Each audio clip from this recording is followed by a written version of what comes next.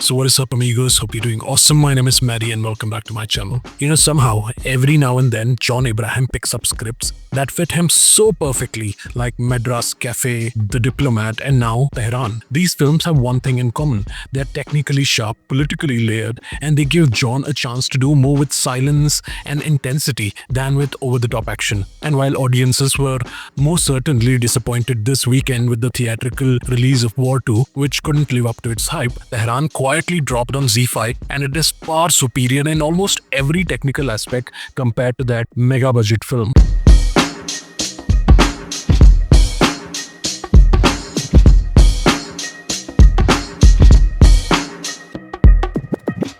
So the story begins with a deadly car bomb near the Israeli embassy in Delhi, which is inspired by the real 2012 attacks on Israeli diplomats across the world. The blast doesn't just cause international tension, it also kills a young flower-selling girl, someone John's character knew personally. That tragedy makes the mission deeply personal for ACP Rajiv Kumar, a decorated yet brash officer of the Delhi Police Special Cell. Now he decides to go rogue and chase the truth, and that takes him right into the heart of Iran. From here, the story becomes a geopolitical web. India distances itself, Iran haunts him, and even Israel doesn't completely trust him. Now, Rajiv is left in a grey zone where he has to rely on his instincts to survive with no clear friend or enemy. Now, what works best here is John Abraham himself. He doesn't roar or flex. His poker-faced expression, his subtle glances, and his stillness make him look like a real officer. It's understated, it's quiet, and that is exactly why it feels authentic. This is not the action hero John Abraham we've seen so often. This is a very restrained John Abraham who feels believable, and what adds even more authenticity is the use of languages in the film. The Iranians speak in Persian,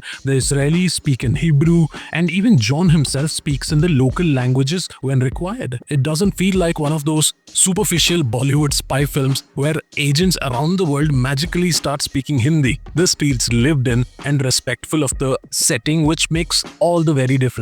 Now, the supporting cast here is strong as well. Neeru Bajwa and Hadi Khanjanpour bring depth to their characters, and Elnaz Norouzi, even with just one scene, manages to make an impression. Now, Manushi Chillar, however, doesn't get much to do. Her role has very limited dialogues and screen time, and it never fully leaves a mark. But the one actor who truly stood out for me here was Dinkar Sharma. Even with limited screen presence, he completely owns his part. The Haryanvi accent, his grounded body language, and the honesty he brings to his character make him unforgettable. He's instantly believable, and you feel like you've met someone like him outside the screen. Another strength of Tehran is its authenticity as an espionage thriller. The film moves from Delhi to Tehran and beyond, and every location feels real, never like a studio set. The streets, the markets, the interiors, everything is captured in a lived-in way that adds so much weight to the story, unlike War 2. This global backdrop is used not as a decoration but as an organic part of the film.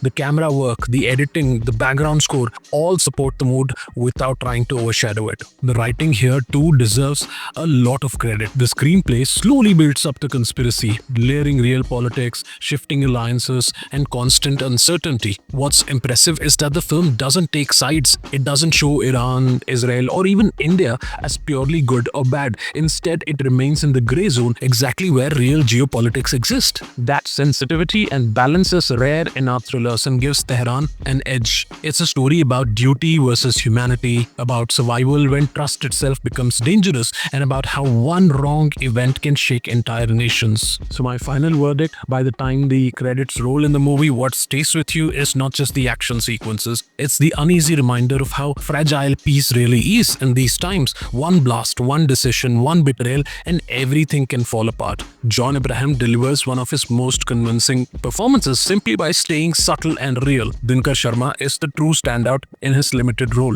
Elnaz makes a brief scene memorable, and the rest of the cast provides solid support. The authenticity of locations, the use of real languages, and the technical polish make Tehran feel like a genuine espionage thriller. So while War 2 may have tried to pass itself as the big cinematic event this weekend and ended up leaving audiences underwhelmed, Tehran quietly proves that sincerity, craft, and good storytelling can still deliver a far more gripping experience. It may not be flawless, but it is intelligent, authentic, and absolutely worth your time. If you want a Hindi film that respects your intelligence and gives you a spy story rooted in reality, Tehran is definitely a film to watch. If you liked the video, do hit that like button, subscribe to the channel for more such honest content and reviews and opinions. Thank you for watching us today. Take care, you stay awesome, and bye-bye.